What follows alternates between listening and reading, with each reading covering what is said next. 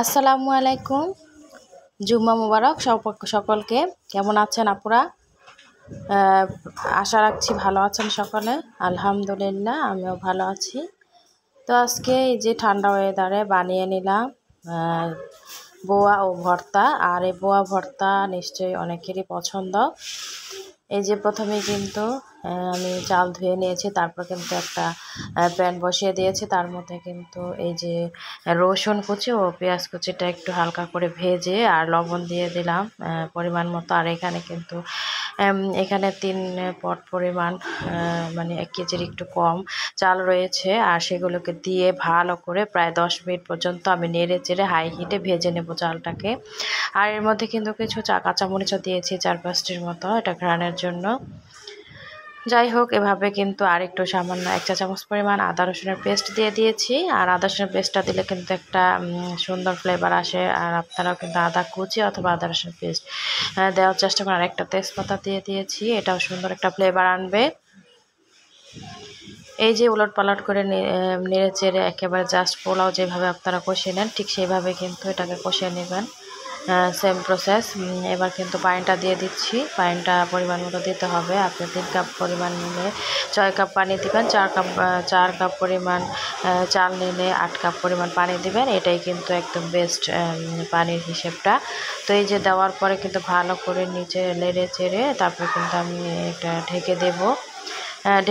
High হিটেই রাখবো এখন। যখন বলকটা উঠে যাবে তখন কিন্তু চুলোর তাপটা একটু মিডিয়াম টু লো হিটের মাঝামাঝি রাখতে হবে। তো এইভাবে কিন্তু আমি আরেক চুলোতে এই যে আলু সিদ্ধ করে নিয়েছি। আর দেখুন বলকটা কিন্তু উঠে গিয়েছে। এই যে আলুগুলো কিন্তু এর মধ্যে আমি ছিলে ফেলেছি। আর বোয়ার সাথে ভর্তা না হলে তো আর চলে না, এটা তো কমন জিনিস। আর ভর্তা করার জন্য তেমন একটা কিছু ছিল না, যাই ছিল সেটা দিয়ে আমি ভর্তা করে নিয়েছি। আর দেখুন এবার কিন্তু লো হিটে রেখে দিয়েছি, যেহেতু পানিটা অনেকটাই কমে এসেছে। তো এখন কিন্তু আমি 3টি শুকনো মরিচ টেলে রেখেছিলাম, আর সেগুলো কিন্তু একটু গুঁড়ো করে উপরে দিয়ে দিব। আর এই টাইমে এটা দিলে কিন্তু খুব একটা মরিচের শুকনো মরিচ ভাজার যে একটা ঘ্রাণ, সেটা খুব সুন্দর বোয়ার মধ্যে যায়। তো দেখুন এখন কিন্তু আমি দিয়ে দিচ্ছি। আর কালারটাও কিন্তু খুব সুন্দর আসে, সাদা সাদা একটা ভাব সেটা কিন্তু চলে যায়।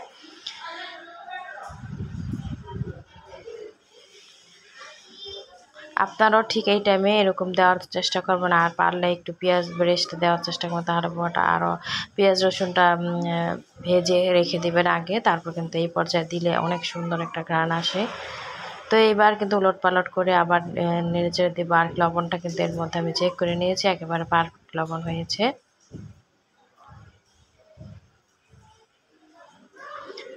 আজকে দেখা যায় ধনিয়া পাতাটা ছিল না বাসায়, তো দিতে পারিনি। ধনিয়া পাতা আপনাদের বাসায় থাকলে অবশ্যই এখানে দেওয়ার চেষ্টা করবেন এই মুহূর্তে।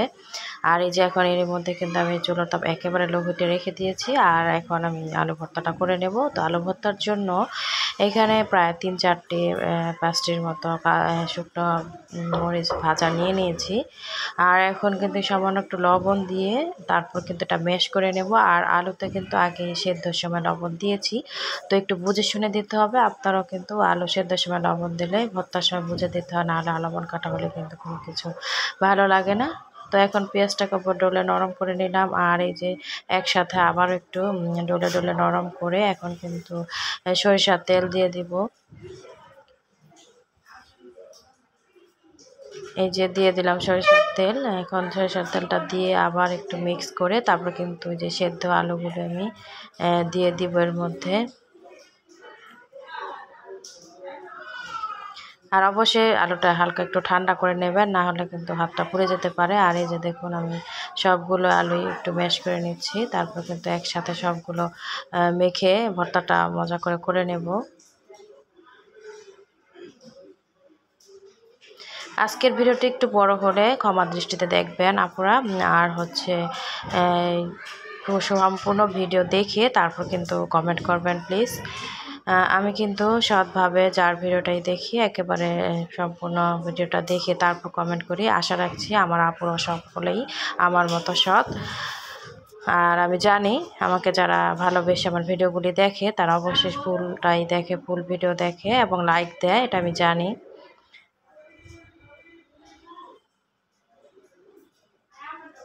আর নতুন আপুরা যারা এসেছেন প্লিজ লাইক দিবেন এবং সাবস্ক্রাইব করে আমার পরিবারের সদস্য হয়ে আমার চ্যানেলের পাশেই থেকে যাবেন।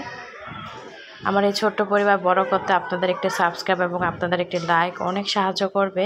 তো এটা যারা বোঝেন তারা নিশ্চয়ই আমার ভিডিওটি অনেকে দেখেন, যারা সাবস্ক্রাইব করেননি, লাইকও দেননি কিন্তু ভিডিও দেখেন, তাদেরকে আমি অনেক রিকোয়েস্ট করে বলছি তারা লাইক এবং সাবস্ক্রাইব করে প্লিজ ভিডিওগুলি কন্টিনিউ করবেন।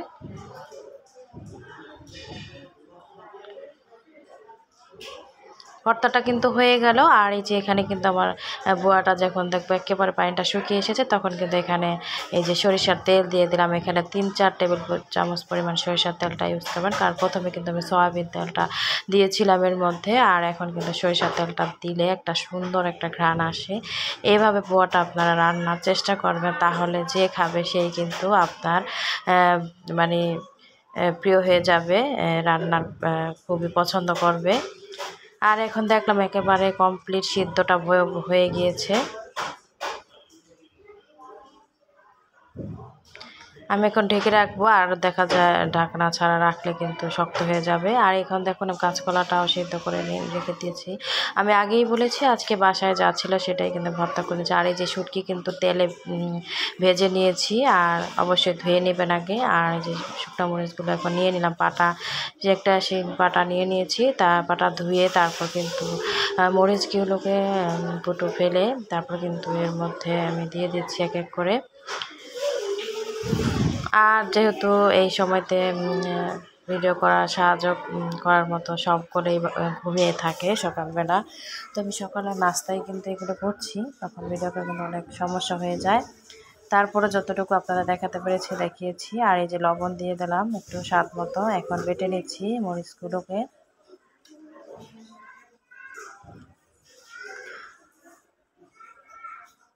মরিচগুলোকে আগে ভালো করে ম্যাশ করে নেওয়ার পরে তারপর কিন্তু এখানে আমি শুটকিগুলো দিয়ে দেব। শুটকিগুলো ভালো করে ম্যাশ করে নেব।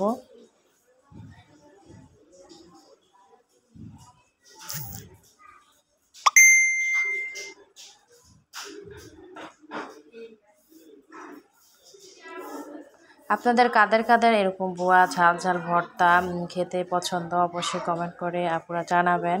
আমার কিন্তু এই ভিডিওটা করতে অনেক কষ্ট হয়েছে। প্লিজ লাইক দিয়ে দিবেন, বেশি বেশি সকলে লাইক দিয়ে দিবেন, সকলেই লাইক দিবেন। আবার বললাম এই যে এখানে কতগুলো রসুন কুচি নিলাম, কারণ শুটকিতে কিন্তু অবশ্যই রসুন এবং পেঁয়াজের পরিমাণ একটু বেশি দিতে হয়। আমি কিন্তু অফ স্ক্রিনে 2টে আনা পেঁয়াজ বেটে নিয়েছি, আর এই যে রসুনগুলো দিয়ে দিলাম।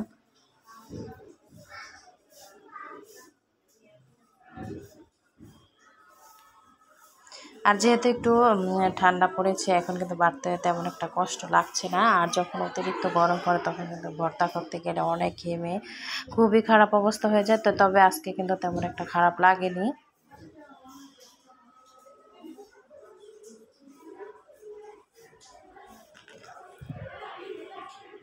এখন আবার সেই শুটকিগুলো আবার বাটা দিয়ে দিব ভালো করে। প্রথম বাটাতেই যদি শুটকি ম্যাশ ভালো করে করা যায় তাহলে কিন্তু একদমই কষ্ট হয় না।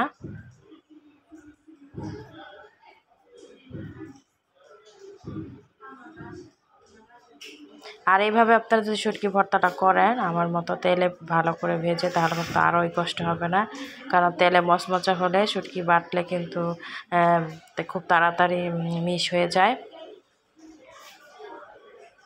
লাস্ট পর্যায়ে কিন্তু আমি আরও একটু পেঁয়াজ দিয়ে দিলাম। তারপর দেখুন এই যে একসাথে করে আবার একটা বাটা দিলেই কিন্তু শুটকি ভর্তাটা আমার হয়ে যাবে।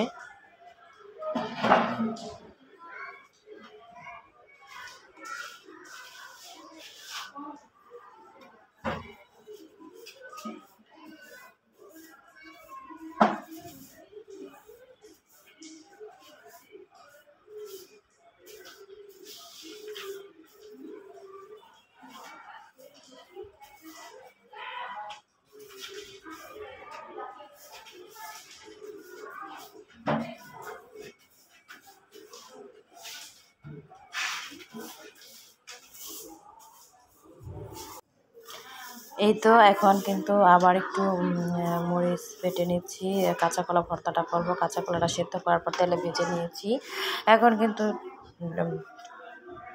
এই যে কাঁচা কলা ভর্তাটা একটু লাস্টে সরিষার তেল দিয়ে মেখে করে নিলাম। আর এখন কালোজিরা ভর্তাটা করে নেব। এই যে কালোজিরার জন্য 3-4টি শুকনো মরিচ ভাজা নিয়েছি, আর কালোজিরাটা কিন্তু তেলে ভেজে নিয়েছিলাম। এখন কিন্তু বেটে নিচ্ছি ভালো করে, আর সামান্য একটু লবণ অবশ্যই দিতে হবে। এই যে মিক্স করে একদম বেটে নিলাম, আর বোয়াটা কিন্তু একেবারে পারফেক্ট হয়ে গিয়েছে। ভর্তাটা